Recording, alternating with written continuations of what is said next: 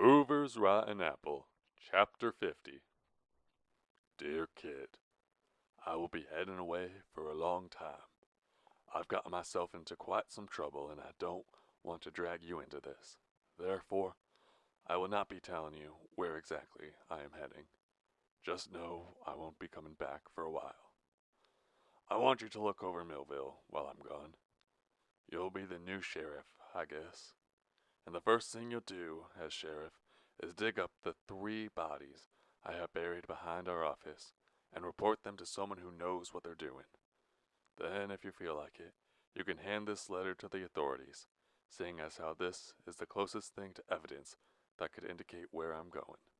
A manhunt will take place, I'm sure, but they won't find me. I'm confident of that. And lastly, I want you to be a good cop. Don't let personal vendettas get in the way. Don't be cold. Don't look forward to using your gun. Don't be an idiot like me. I know that may be hard for you, but I believe in you. Love, Dad. Chapter 51. Honey, can you pass the butter? We don't got no butter, not anymore. I know. I'm just so used to asking. I don't want to break the habit once we can afford some again. Dad, do you think we'll ever be able to afford butter again? Albert Lowry's youngest son, P.L., asked. They were living inside a Hooverville, set up alongside the outskirts of Almond City. Every morning, a crew of Hooverville residents wandered into the city and roamed the streets, rummaging through trash cans and abandoned buildings, searching for food scraps, clothes, or building material. Anything to benefit the Hooverville. But their living conditions were unimprovable. At the day's end, Hooverville was just a junkyard organized for people to live in. The children spent their free time either playing with other children or bored to tears. There was too much free time, more than they ever experienced. The men needed work to support their families. The children needed it to avoid chaos. Playing games was a temporary replacement for work, but as time dragged onward, their games eventually wore out. Soon they resorted to petty violence as a pastime. The kids first got violent with the camp itself, breaking glass and punching holes in the cardboard walls. They soon became violent towards the adults, cussing and kicking at them and running away before their parents were called upon. Lastly, they turned against each other. Each night P.L. returned to the Lowry tent with a new bruise or cut or crusts of blood sticking to his skin. Some days he'd be crying, other days he'd be laughing. Every day he'd be beaten up somewhere. The children turned feral. Virginia Lowry spent her days indoors, tidying, dusting, scrubbing. Why? So if a hiring proprietor came along, he'd be impressed by their beautiful abode and see the Lowrys as superior candidates? Possibly, yes. Yet they lived in a trash city. Lice was an epidemic, and more flies buzzed about in Hooverville than in the stockyards. For those reasons alone, no proprietor would ever venture into the dumps. Albert's schedule was most inconsistent of all. He'd spend one day searching for a job, the next searching for ways to better the camp. Some days he'd construct plans to escape the camp, making sure there weren't any other camps in the area with better living conditions. Other days were spent rethinking life choices and attempting to revamp his lifestyle. It all depended on what dreams he had the previous night and which side of his bedroll he woke up on. From the various ways Albert spent his days in Hooverville, sleeping off last night's labor, booze, and the headache that surrounded both was the most common, despite being least productive. Dad, are we going to get enough money to buy ourselves some butter again? P.L. repeated himself. But after noticing Albert's struggle to produce an answer, J.L. changed the subject. What's going on outside? He asked. Everyone turned towards their tent's opening. Outside stood a crowd of vagrant families swarming around 2 men who proudly presented a canvas statue into the sky. It's true, my brothers. It's all true, one man announced. You really broke into their home? A non-entity inside the crowd asked. Yes, the second orator cheered. And now they're broke? Yes, but more importantly... From the statue, the first speaker produced a wad of paper money. Given the statue's apparent weight, it was stuffed full of bills. We're rich! The 2 men threw a couple of money rolls into the air. As the bills rained down, it became apparent that it wasn't simply a roll of Washingtons that was stolen. There were 20s, 50s, and 100s. The crowd caught the bills with the avidity of children catching candy from a passing parade float. How did you get this? How did you get the code to the safe? How did you know where the safe was even located? Where were the Quints throughout all this? The self-appointed Robin Hood waved his hands and said, Please, please, we can only take one question at a time. The two proceeded to tell the entire story. They spoke of meeting Dale and Elmer on their way up to the Quinn mansion, of Elmer reciting the safe's location and code into their ear, the same code Elmer read of in Miriam's diary, of Harrison and Miriam being locked inside their room while breaking in, and of their watchdogs being lost elsewhere in the mansion all the while. Well, we gotta thank those folks who gave you the code somehow. Everyone agreed to this. Say, did you happen to catch their names? Nope. I only remember what they look like. One was a baby-faced brute with short black hair and the body type of a bull. Also had a pretty chiseled chin. The other was slender, lanky, blonde with a mustache the size of Texas. Strange, I remember them like the back of my hand. If I ever see them again, I'll be sure to let you know. We should throw 'em a party or something. Albert heard none of this. He turned back to his apple box of a diner table without giving the orators 3 seconds' worth of attention. No need getting into it with them. If they're talking about anything important, the ladies will be more than happy to relay the message back to us tomorrow morning. God knows they love to gossip. And if they don't find it gossip worthy, I don't find it conversation worthy. Okay, P.L. said. what was we talking about again? I don't remember, son, Albert said. I don't remember. Chapter 59. Rita saw nothing but Dale. She tried seeing past her sorrow but failed every time, for every detail the scenic location offered served only as a gut-wrenching reminder of him. The waterfall as blue as his eyes, the air as cool as his voice, the birds, squirrels, and deer were all as friendly and playful as him. The impromptu tombstone built from 2 crossed tree branches stood gallantly before the waterfall's pleasant stream just as he would. And the most miniature details, such as the compact foot trail that led Rita to such a bower, along with the trees growing along the path, and the sprinkle of sun which leaked past the dense emerald canopy, bore a resemblance to Dale. Despite all the pain which came with placing herself in the center of Dale's favorite hiking point, Rita refused to leave. Her knees were fixed into the dirt of Dale's empty grave. She was locked in a trance, and would have been perfectly satisfied staying put until she ceased to exist. The broken heart would kill her, and the nature surrounding her would claim all but her bones. A new sound filled her head. With the new sound sprang a new recollection. The sound was faraway laughter. The recollection was a radio broadcast that started it all. The reporter had been covering Hobo Crow's trial. Lloyd proved to be an egomaniac who, in between fits of laughter, confessed to more murders than the Almond City Police Department recovered. Heading his hit list were Dale Hartsfield and Elmer West. Shut up, shut up, shut up! She spoke to Lloyd's proud recitation. A set of inch-deep trenches marked the river's muddy beach as she attempted to scratch Lloyd's hysterical laughter from her brain. She clawed at the dirt, makeup running down her cheeks, hissing, Shut up, I said! The very thought of Lloyd brought physical pain to each of her organs. She needed to silence him, but was incapable of mustering the courage to scream in such a placid locale. So she cupped both hands over her ears and began crying. She cried until a hand fell upon her shoulders, gentle as an autumn leaf. Honey. Rita was more than aware of her heart breaking. The idea of her mind breaking correspondingly was an unforeseen consequence of Dale's demise. But that must have been the case regardless. She must have gone insane, for that voice belonged to none other than Dale. Honey, look at me. Rita shook her head, and her eyes tightened so tears wouldn't escape. No, she said.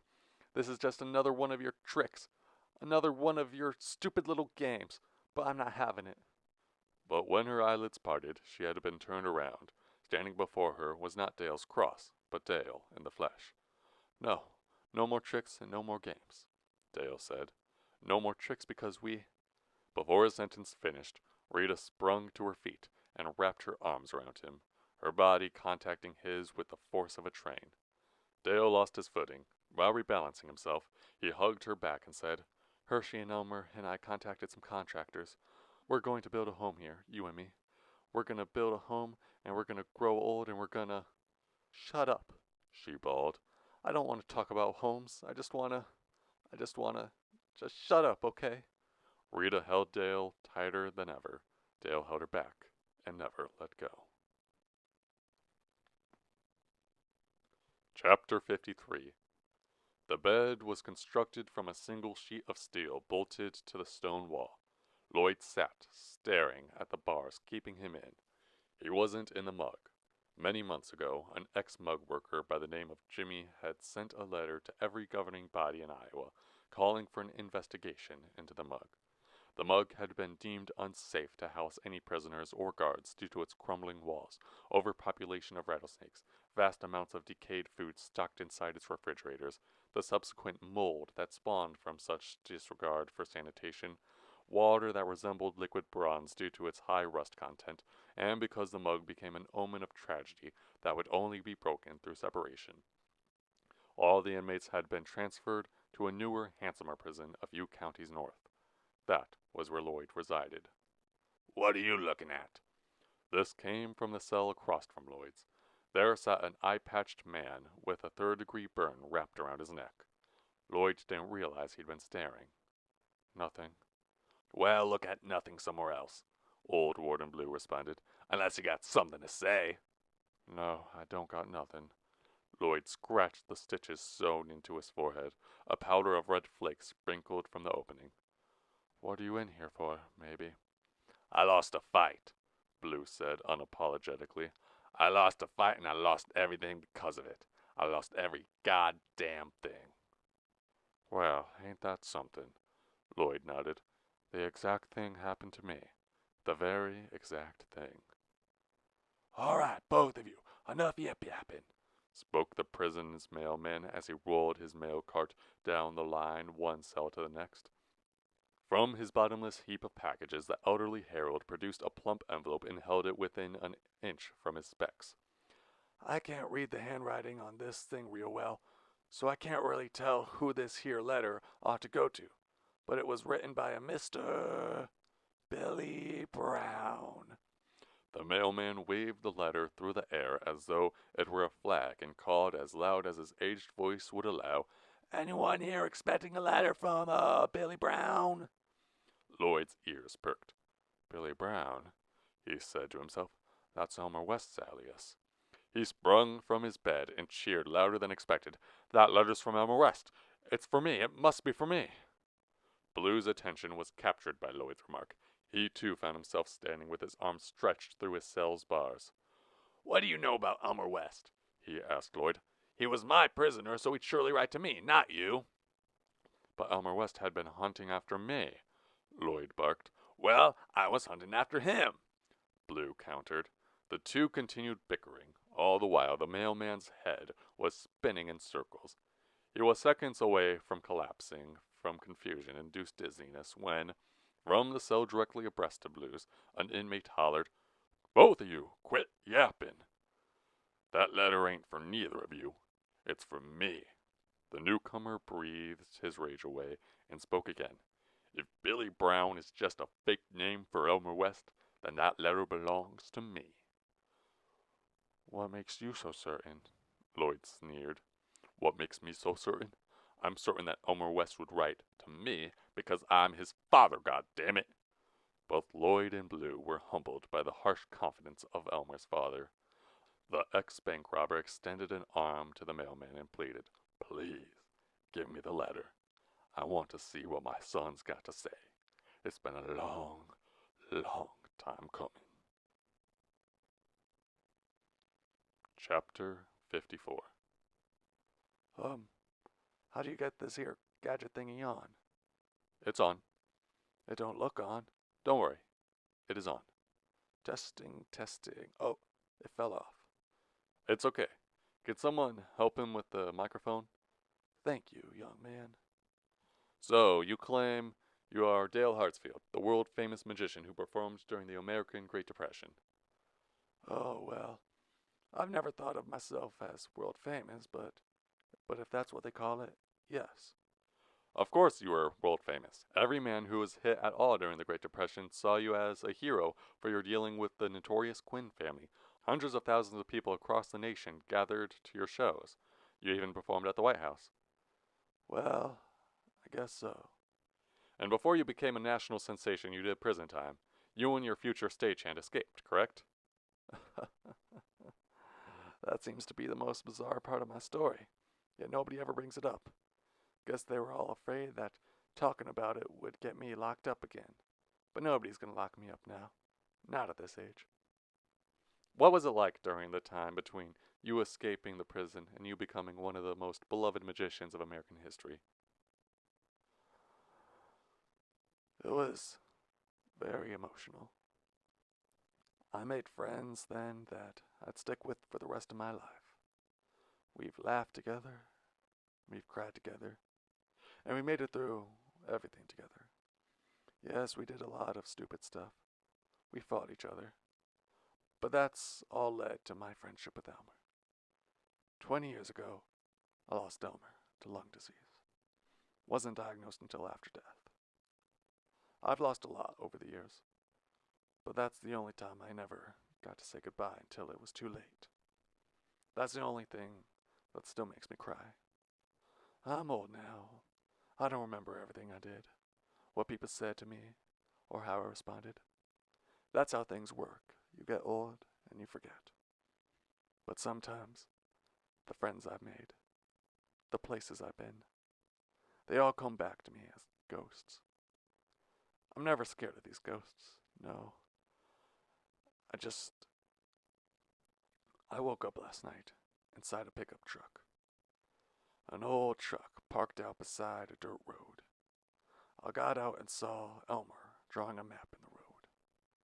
I remember that morning, how excited he was, how he got up and greeted me with the joy of a child on Christmas morning. Not that night, though.